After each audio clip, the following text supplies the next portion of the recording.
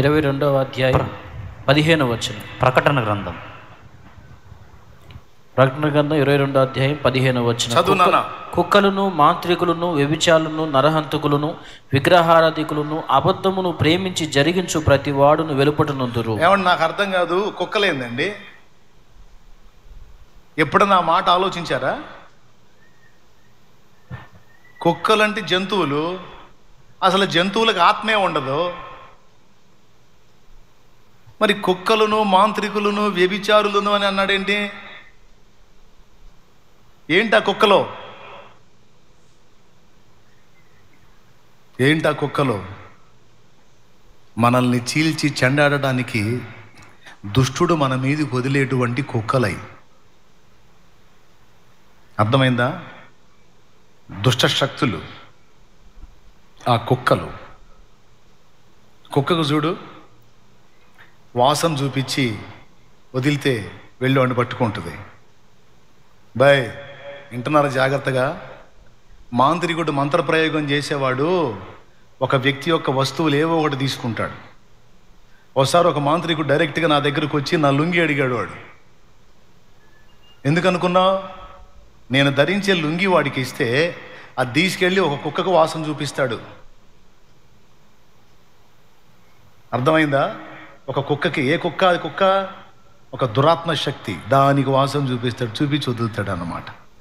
అందుకే మంత్రప్రయోగపు కొడుకులు జుట్టు కానీ, వస్తువులకు సమకాలి మట్టి కానీ, గోళ్ళు కానీ, వస్త్రాలు కానీ తీసుకుంటారని మనం చిన్నప్పటి నుంచి విన్న ఐడియా ఉందా? ఎంతమందికి ఐడియా ఉంది? మంత్రప్రయోగపు కొడుకులు ఇలాంటివి తీసుకుంటారు. ఇవన్నీ ఎందుకు? కుక్కలకు వాసన చూపించడానికి. కుక్కకు వాసన చూపించి వదిలితే ఏం చేసింది కుక్క? నేరుగా పోయి వాడిని పట్టిద్ది. అది కుట్ర. ఎంతమందికి అర్థమైంది? ఏమర్థమైంది? కుక్కల సంగతి. అట్లాగా దేవుని కొరకు పనిచేసి ఫలించేటువంటి పాత్రలు. నా దగ్గరకు వచ్చి లుంగి అడుగుతాడు వాడు. నేనంటాను, పెద్దాయనా నీకు 60 ఏళ్ళు నేను నా లుంగి ఏం కట్టుకుంటావే నువ్వు కూర్చో, మా నాన్న పంచి ఇస్తా, చొక్కా ఇస్తా, కొత్తయే ఇస్తా అంటాను నేను. వాడంటాడు, అయ్యో అవన్నీ వద్దులేగా, నీ లుంగి ఒకటి అయ్యా అంటాడు. నిజమండి, మీరు నమ్మండి నమ్మబండి, నేను ఇంతమంది మందిరంలో దేవుని ఎదుట చెబుతున్నా ఈ మాట. ఇది 2010-11 మధ్యలో జరిగింది. నేనేమనుకుంటున్నాను, అడుక్కునేవాడు లుంగి అడుగుతున్నాడు, లుంగి ఏం కట్టుకుంటాడు? ఆల్రెడీ ఆయన పంచ కట్టుకొని వచ్చాడు. తర్వాత తెలిసింది, తవ్వకాల్లో మాకు సంబంధించిన వాడు ఒకడు పంపించాడు నా దగ్గరికి వాడిని, నా పెళ్లి చేయటానికి. ఏం చేయటానికి? చేయటానికి పంపించాడు. నా మీదకి వదిలేడు వాడిని. మరి నాకు తోడై ఉన్నాడు, సామాన్యుడు కాదుగా.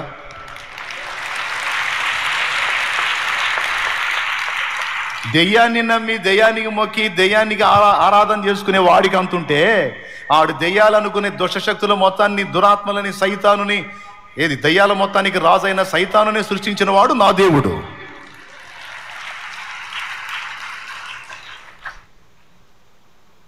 కోటం స్టార్ట్ అయింది. ఎట్లానే సెమీ క్రిస్మస్ కోటం స్టార్ట్ అయింది.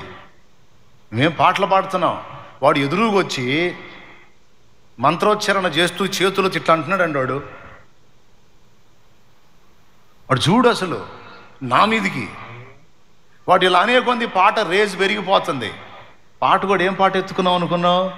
ధవళ వర్ణుడు రత్నవన్నుండు నా ప్రియుడు, ధవళ వర్ణుడు రత్నవన్నుండు నా ప్రియుడు, అవని 10,000 అతి శ్రేష్ఠుడా తండు, అవని 10,000 అతి శ్రేష్ఠుడా తండు, ఎవరు ఆయన కిలలో సమరూప పురుషుండు,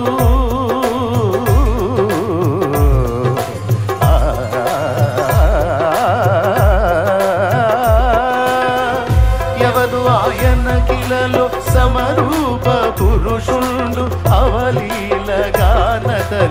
గుర్తింపగలనమ్మ, అవలీలగాన వాడిని గుర్తింపగలనమ్మ. ఎంతో ఎంతో సుందరుడమ్మ తాను, నేనెంతో మురిసిపోయాను. ఎంతో సుందరుడమ్మ తాను. దేవునికి మహిమ. వాడు ఉచ్చారణ చేస్తా దుష్టశక్తులు ఉసిగొలుపుతున్నాడు. వాడు కుక్కల్ని, వాడి దగ్గర కుక్కలు ఉంటే మన దగ్గర దోతలు ఉంటారు. వచ్చిన కుక్కను వచ్చినట్టు మూతి పగలగొట్టు. రాత్రియు పగలును పాదములకు రాయి తగులకుండా, రాత్రియు పగలును పాదములకు రాయి తగులకుండా, మనకు పరిచర్య చేయుట కొరకు, మనకు పరిచర్య చేయుట కొరకు దేవదూతలు మనకుండగా, దేవదూతలు మనకుండగా, ఆనందయాత్ర ఇది ఆత్మీయ యాత్ర. యేసుతో నూతన యెరూషలేము యాత్ర, మన యేసుతో నూతన యెరూషలేము యాత్ర, ఆనంద యాత్ర.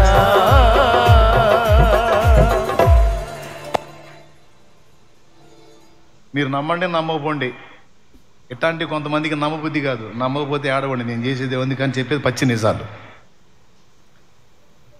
కూటమి అయిపోయింది, పెద్ద గొడవ స్టార్ట్ అయిందండి. వాడు తిప్పల పడి లేపాడు.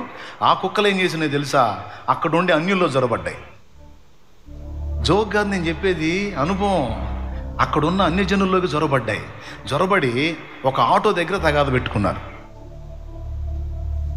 తగాద పెట్టుకుంటే వీళ్ళున్నారుగా మనోళ్ళు పరిచారకులు, ఏయ్ అంటున్నారు.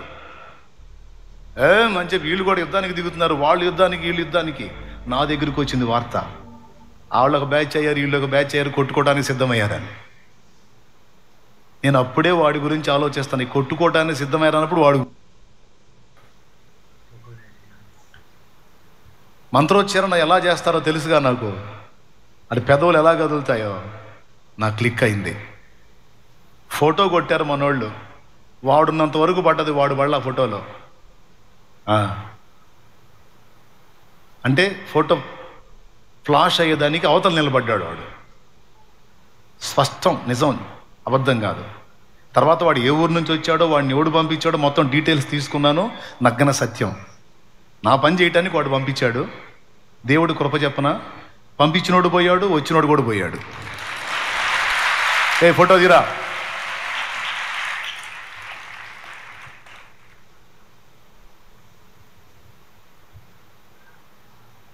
పంపించినోడు పోయాడు, వచ్చినోడు పోయాడు. ఇద్దరు పోయారు. ఇప్పుడు లేరు, ఇద్దరు భూమి మీద లేరు.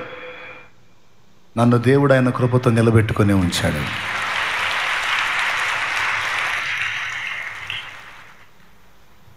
నా దేవుడు రోషం గల్ల దేవుడు. ఇట్లాంటి చెత్త ఎదవలు చేస్తారా? పత్తా లేకుండా పోతారు, నామరూపాలు లేకుండా నాశనం అయిపోతారు. ఇద్దరు తెచ్చారు. ఒకటే, మారితే మారాలా, లేకపోతే మరణమే కావాలా. రెండు ఆప్షన్ లేదు. అది జీవం గల దేవుడితో పెట్టుకుంటే. నాకు అయిపోలే మ్యాటరో. గొడవ స్టార్ట్ అయింది. ఇక డి అంటే డి అంటున్నారు. పెద్ద గుంపు, వాళ్ళ గుంపు, వీళ్ళ గుంపు. అప్పటిదాకా దేవునికి మహిమ వచ్చింది. ఆ క్షణాన అవమానం రాబోతుంది. పరిగెత్తుకుంటూ వెళ్ళి మందిరంలో మోకాళ్ళుని ప్రార్థన చేశాను. ప్రార్థనలు ఏమడిగాను తెలుసా? వచ్చినోడు పనోడు అని నాకు అర్థమైంది. ఆడు కుక్కలను వేసుకొని వచ్చాడు. ప్రభువా, దయచేసి వాటిని బంధిస్తున్నా, యేసు నామములో వాటిని బంధిస్తున్నా. నేను వారి మధ్యలోకి వెళ్ళినప్పుడు ఆ దురాత్మలు వెళ్ళిపోయి సమాధానం రావాలి. ఆడి మాంత్రిక శక్తులన్నీ యేసు నామములో బంధిస్తున్నాను అని పోయి ఈ రెండు బ్యాచ్ల మధ్యలో నిలబడ్డా. ఏందయ్యా ఏం జరిగిందన్న? అప్పటిదాకా ఓరి నాయన భయంకరంగా అరుచుకునేవాళ్ళు నేను ఎంటర్ అవ్వగానే, కాదన్నా నీకు ఎప్పుడన్నా ఇబ్బంది పెట్టామా మేము అన్నారు.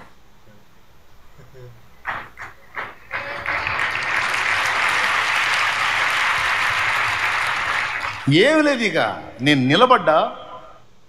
అప్పటిదాకా దెయ్యాలు బట్టి ఊగినోళ్ళు వెళ్ళంగానే దెయ్యాలు వదిలిపోయినోళ్ళు నీరసమై పడిపోతారే, అట్టు వెళ్ళారు.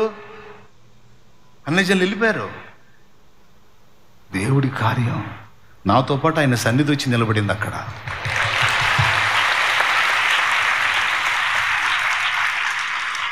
ఇట్లాంటి కుట్రలు కూడా ఉంటాయి. ఎందుకు చెబుతున్నానంటే, పదే పదే చావాలి చావాలి చావాలి అనే ఆలోచన నీకు కలిగితే దాన్ని తేలిగ్గా తీసుకోవద్దు. అది నువ్వు ఎక్కడ కూర్చున్నప్పుడు ఆలోచన కలుగుతుందో గుర్తుపట్టి అక్కడ కూటం పెట్టాలి, అక్కడ చేయాలి ప్రార్థన. అందుకే ప్రతి ఇంట్లో ఎప్పుడు నేను చెబుతున్నాను, గుర్తుపెట్టుకోండి, మీరు నోరు తెరిచి పాడకపోతే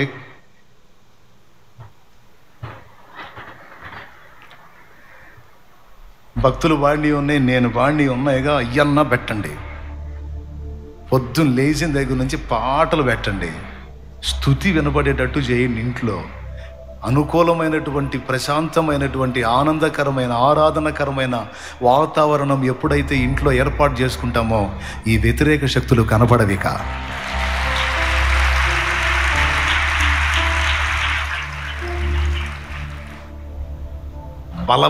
బలవంతం చేస్తాయి అవి నిన్ను, వాటిని బలవంతంగా ఎదిరించాలి నువ్వు. సేవకుడా, నీ పని అయిపోయింది, నీ కిడ్నీలు చెడిపోయినట్టున్నాయి, నీకేదో గుండె జబ్బు వచ్చినట్టుంది, నీకేదో అవయవాలు తేడా బట్టి ఇట్లాంటి ఆలోచనలు వస్తుంటాయి. నీ లివర్ ఏదో తేడా పడ్డట్టుంది, నీ కడుపులో మొత్తానికి ఏదో తేడా, నీ నరాలకి ఏదో వీక్నెస్ వచ్చేటట్టు ఉంది, నీకు పక్షవాతం వచ్చే అవకాశం ఉంది, నీకేదో క్యాన్సర్ స్టార్ట్ అవుతున్నట్టుంది. ఇదంతా కుక్కల పనే. ఇది సేవకులకనే కదా, విశ్వాసులు కూడా. అబద్ధాలు ఆడుకొని చెప్పండి, ఇలాంటి డౌట్స్ ఎవరికన్నా వస్తాయా మీలో? ఎంతమందికి వస్తాయి? చేతులు ఎత్తండి. కొంచెం బాడీలో ఏదైనా తేడా వస్తే, నాకేదో కొంచెం క్యాన్సర్ వచ్చినట్టుంది, నా కిడ్నీలకి వెళ్ళి నొప్పిగా ఉంది, కిడ్నీలకి ఎందుకు నొప్పిగా ఉంది, కిడ్నీలు చెడిపోయినాయేమో, ఏందో నాకు తిన్నది అరగట్ల లివర్ తేడా పడిందేమో, ఇట్లాంటి డౌట్లు ఎంతమందికి వస్తాయి? చేతులు ఎత్తండి. భయము చాలామంది చేతులు ఎత్తారు. ఇదంతా కుక్కల పనే.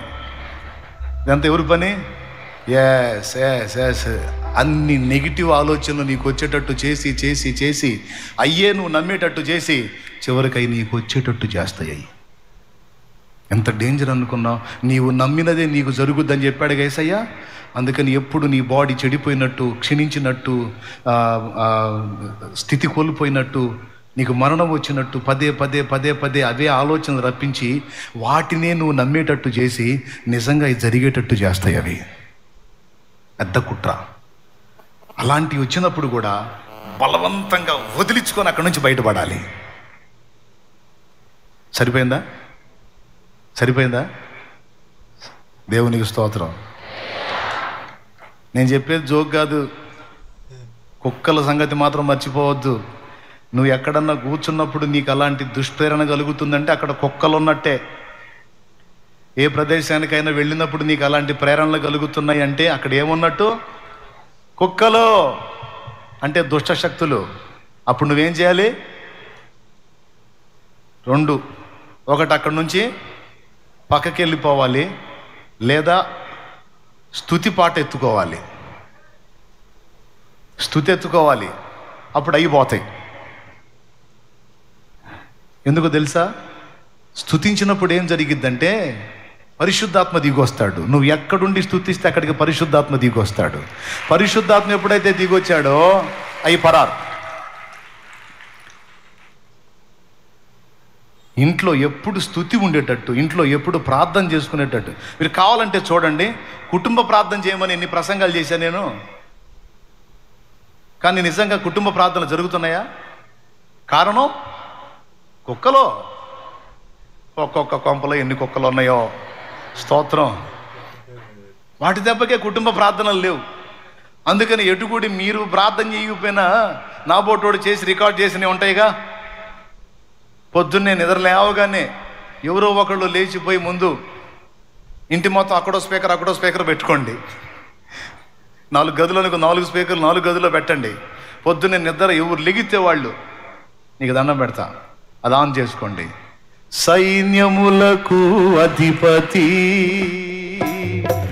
నీకేగా నా స్తుతి, నా సైన్యములకు అధిపతి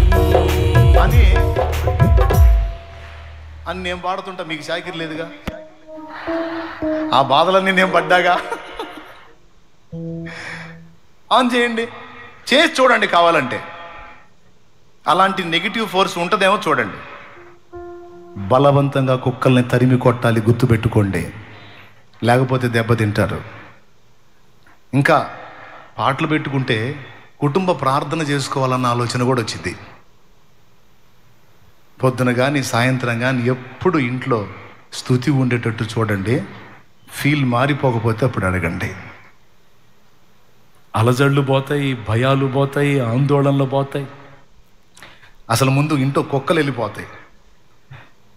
వెళ్ళిపోతే దేవుని ఆత్మ సన్నిధి మనతో ఉంటుంది. అందుకే నీతిమంతుల గుడారాల్లో ఏమైనా పడతాయి? గౌగౌల నీతిమంతుల గుడారాలలో వినబడుచున్నది రక్షణ సంగీత సునాదము. నీతిమంతుల గుడారాలలో వినబడుచున్నది రక్షణ సంగీత సునాదము. నీ కృప నిత్యముండును, నీ కృప నిత్య జీవము, నీ కృప వివరింప నా తరమా యేసయ్యా. హల్లెలూయా. నీ ఇంట్లో ఏ గదిలో నువ్వు ఉన్నప్పుడు అలాంటి అనుభూతులు కలుగుతున్నాయో ఆ గదిలో కూర్చొని ప్రార్థన చేయండి. ఆ గదిలో కూర్చొని ఆ కుక్కల్ని బంధించండి. యేసు నామంలో, యేసు రక్తంతో బంధించండి. అవసరమైతే దైవజనుని లేకపోతే విశ్వాసులు నలుగురిని కూర్చోబెట్టుకొని అక్కడ ప్రార్థన చేయండి. రెగ్యులర్గా ప్రార్థన చేయండి. జంప్ అయిపోతాయి మొత్తం. ఇది చాలా కీలకమైంది. ఎంతమందికి అర్థమైందో ఏమో నాకు తెలియదు, కానీ నేను చెప్పింది మాత్రం వాస్తవిక అనుభవం. అయితే వాటికి భయపడమని నేను మీకు చెప్పలా, వాటిని బలవంతంగా వెళ్ళగొట్టండి అని చెబుతున్నాను నేను. అవి ఊరు బయట మర్రి చెట్టు త్వరల్లో పాడుపడ్డ బంగ్లాల్లో ఉండవు. ఒరిజినల్గా క్రైస్తవుల ఇళ్లలోనే ఉంటాయి. క్రైస్తవులు ముఖ్యంగా పాస్టర్ల ఇళ్లలో ఎక్కువ ఉంటాయి. పాస్టర్లో చిక్కకపోతే పాస్టర్ల పిల్లల్ని పట్టుకోవడానికి ట్రై చేస్తాయి. కాబట్టి జాగ్రత్త. వాటి డ్యూటీ సైతానుగా రోజు 1 డజన్ దయ్యాలకు కనీసం 2 డజన్ల దయ్యాలకు మన మీద డ్యూటీలు పెడతా ఉంటాడు వాడు. అందుకే అందరికీ చెబుతున్న తస్మాత్ జాగ్రత్త. దేవునికి